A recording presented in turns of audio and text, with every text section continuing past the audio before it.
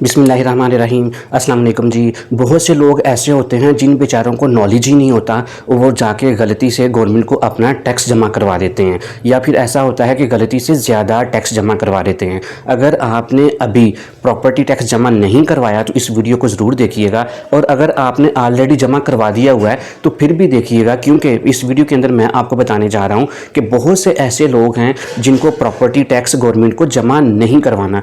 क्योंकि लोगों को जब डिपार्टमेंट की तरफ से नोटिस आता है, वो बेचारे चुप करके उस नोटिस को देखते हैं जी मेरी कितनी अमाउंट बनती है, और जाके एक्साइज एंड टैक्सेशन में गवर्नमेंट को वो टैक्स जमा करवा देते हैं, हालांकि उनका बन ही नहीं रहा होता। मेरा वीडियो बनाने का मकसद सिर्फ यही होता है कि मैं आप लोगों के टैक्स नॉलेज के अंदर इजाफा कर सकूँ, आप लोगों को बता सकूँ कि भाई आपने अपना टैक्स कहाँ पे और कितना जमा करवाना है, और कौन सी ऐसी जगह हैं जहाँ पे आपका टैक्स बनता ही नहीं है, वो आपसे गलत डिमांड कर रहे हैं। आप जाके उनके साथ बात करें। जब आप उनके साथ बात करेंगे, आप नॉलेज के साथ बात करेंगे, तो उनको समझ होगी कि यार इस बंदे को तो नॉलेज है, इससे हमने टैक्स नहीं लेना। देखिए, एक्साइज एंड टैक्सेशन क्या करता है कि वो एक नोटिस निकालता है और तमाम घरों को बेच देता है। वो नहीं जानता कि इस घर के अंदर कौन रह रहा है, कितने अफराद रह रहे हैं, वो बस नोटिस बेचता है, लोगों के घरों में नोटिस पहुंच जाता है। जब नोटिस पहुंच जाता है तो लोग बेचारे उस नोटिस को देख के फ़ौरन टैक्स जमा करवाने का सोचते हैं और जाके टैक्स भी जमा करवा आते हैं। तो इस वीडियो के अंदर मैं आपको 1 बाय 1 बताऊँगा कि कानून के दायरे के अंदर रह के वो कौन से लोग हैं जिनको कानून ने छूट दी हुई है, एग्जेम्पशन दी हुई है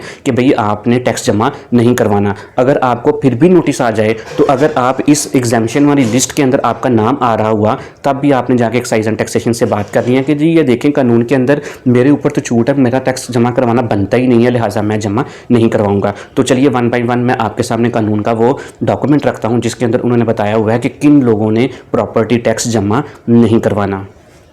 अच्छा जी, इसके अंदर सबसे पहला नंबर उन्होंने बताया कि अगर आपकी रहायशी जायदाद की जो डीसी वैल्यू है वो अगर 50 लाख रुपए से कम है, तब भी आपने प्रॉपर्टी टैक्स जमा नहीं करवाना। अब बहुत से लोगों को उनकी डीसी वैल्यू का नहीं पता होगा। मैं एक वीडियो बनाऊंगा जिसके अंदर मैं आप लोगों को ये भी बता दूंगा कि आपने अपने इलाका में जो आपकी प्रॉपर्टी है उसका आप डीसी रेट कैसे देख सकते हो। अच्छा, दूसरे नंबर पर उन्होंने ये बताया कि अगर कोई बेवा है, मुतलका, या कोई नाबालिग यतीम, या कोई अपाहज जो इस जायदाद का मालिक है या मालका है, उसे भी 12,150 रुपये तक अगर सालाना टैक्स आता है तो वो उसको माफ़ है।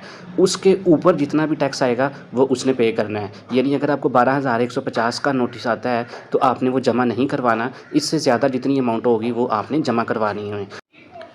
नंबर 3 में वो ये कह रहे हैं कि अगर कोई बेवा है, मुतलका है, नाबालिग यतीम, अपाहज शख्स अगर इस जायदाद में हिस्सादार है तो उसे भी अपने हिस्से की हद तक टैक्स की माफ़ी हासिल होगी, जिसकी ज़्यादा से ज़्यादा हद 12,150 रुपये सालाना होगी, जबकि बाकी मानदा टैक्स काबिल अदायगी होगा। यानी वो ये कह रहे हैं कि अगर आप किसी भी प्रॉपर्टी में हिस्सेदार हैं और आप बेवा हैं, मुतलका हैं, नाबालिग यतीम हैं, या अपाहज हैं, माजूर हैं, तो अगर उसके अंदर आपका प्रॉपर्टी के अंदर आपका हिस्सा है और आपके ऊपर भी वो ये लोग कह रहे हैं कि यार टैक्स जमा करवाएं, तो 12,150 रुपये तक का जो टैक्स है वो आपको माफ़ होगा। उससे ऊपर जितना भी टैक्स होगा वो आपको जमा करवाना पड़ेगा।